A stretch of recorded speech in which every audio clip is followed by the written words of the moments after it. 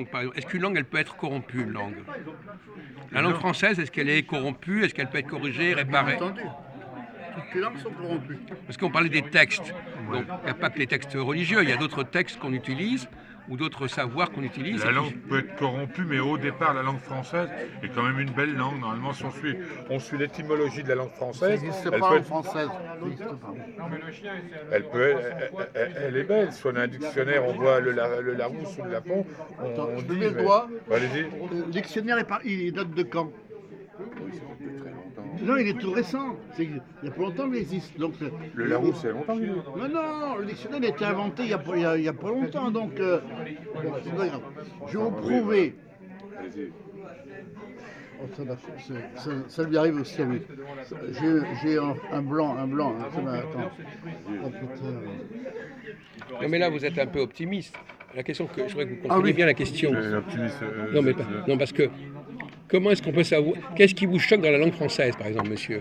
Ah non, Monsieur non, Charbon. autrement, je trouve que c'est une belle langue. Non, mais peu importe, tout le monde passe c'est bien. Est-ce qu'il y a des choses qui vous choquent? Des incohérences, des inconsistances dans la langue, des choses qui ne sont pas cohérentes, qui ne fonctionnent pas bien. Vous n'avez aucune conscience critique de la langue. Bon, monsieur. Attends, maintenant, je vous prouver qu'une langue peut être corrompue ou une traduction complètement aberrante et qu'après, tout le monde se réfère à cette fausse traduction. Voici, lorsqu'on parle du peuple dit hébreu qui a quitté l'Égypte en direction des refuges du Sinaï, on dit qu'ils ont traversé. Ah non. Écoutez, on est en train de parler de la langue française. Non, moi, monsieur, non. je veux finir. Mais je connais. En français. Finissez, monsieur Alors, Gérard. non, on mais- dit qu'ils ont franchi Oui, je connais la son mer histoire. Rouge. Oui, la mer Rouge. C'est une traduction Ouais. erronée.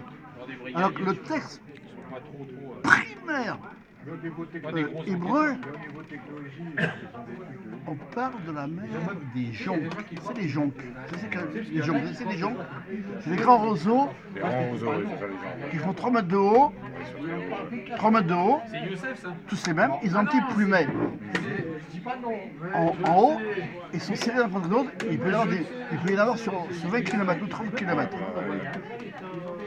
Ce qui fait que, parce que moi dans mon village il y en avait, il n'y en a plus maintenant. Ce qui fait que quand vous êtes à une certaine distance de ce qu'on appelle les joncs, qui font 10 ou 20 km, dès qu'il y a un petit peu de vent, comme si c'est une hauteur et il y a un petit plumet, ça fait comme ça, comme des vagues, on aurait dit une mer. Donc, en fin de compte, on a appelé ça, cet endroit-là, c'est un peu marécageux bien sûr, parce qu'au cours de l'année, il y a des moments où c'est marécageux, les joncs, les papyrus, ça vit dans des eaux un peu mouillées, bon, des fois ça sèche. Eh bien, ils sont passés par cet endroit très praticable à l'intérieur.